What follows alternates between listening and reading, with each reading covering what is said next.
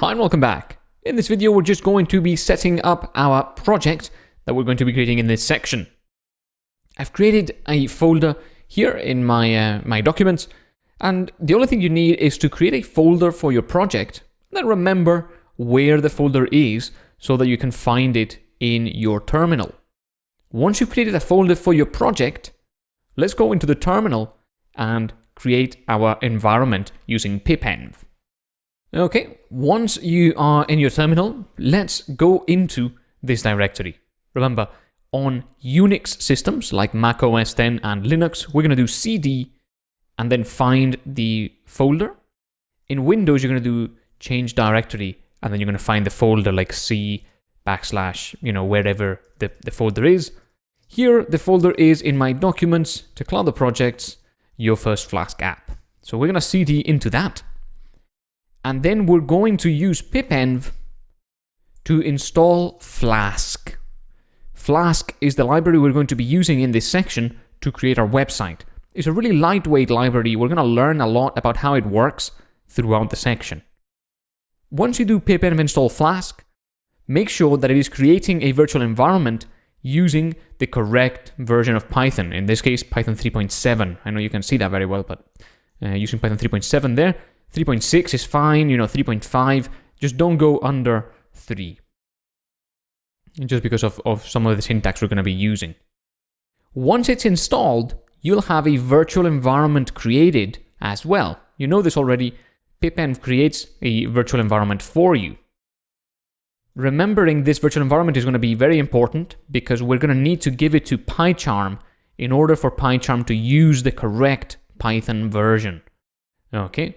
So now that we've got this created, we've got, if we do ls or dir in Windows, we've got a pip file and that pip file.lock. Remember, the pip file gives us what libraries we're installing. Pip file.lock gives us a bit of security and also installs the correct versions. If we share both with other people, then they'll be able to install exactly the same versions that we installed when we set up the project. Now that we've got this, again, remember the location of this virtual environment, and let's go over to PyCharm to create our new project.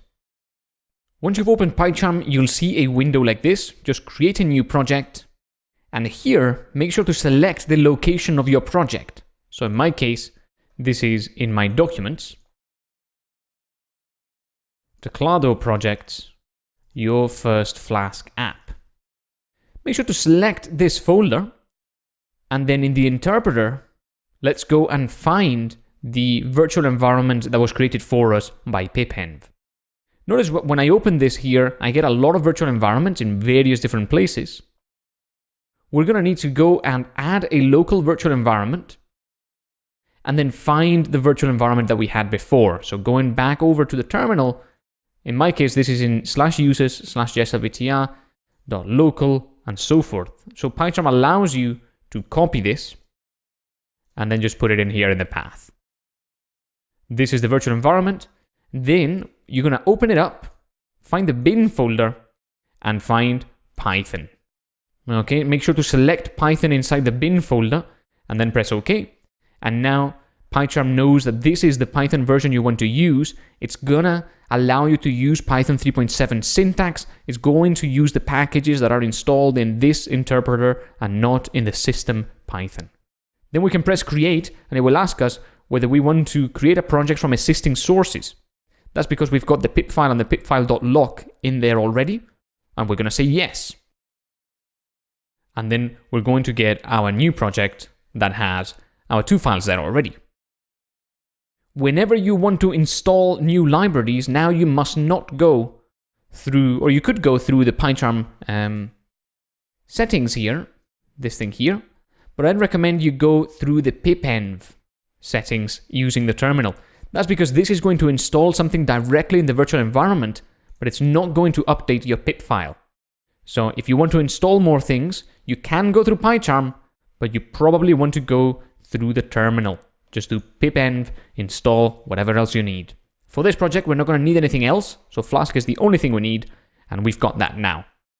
If you create a new Python file and you call it app.py, you should be able to do from Flask import Flask. Okay, if this doesn't give you any errors, then you're good to go. If this gives you any errors, just check your settings, check your pip file, make sure everything's set up correctly. It's possible that either something wasn't installed correctly, in which case your pip file will not show Flask, or it's possible that you're not using the correct virtual environment, in which case you want to go back and make sure to select the correct virtual environment here, or add a local virtual environment and find the correct one. Okay? Make sure that Flask is here and that you can import Flask. And if once that's all ready, you're good to continue into the next video where we're going to be implementing our first web application. I'll see you there.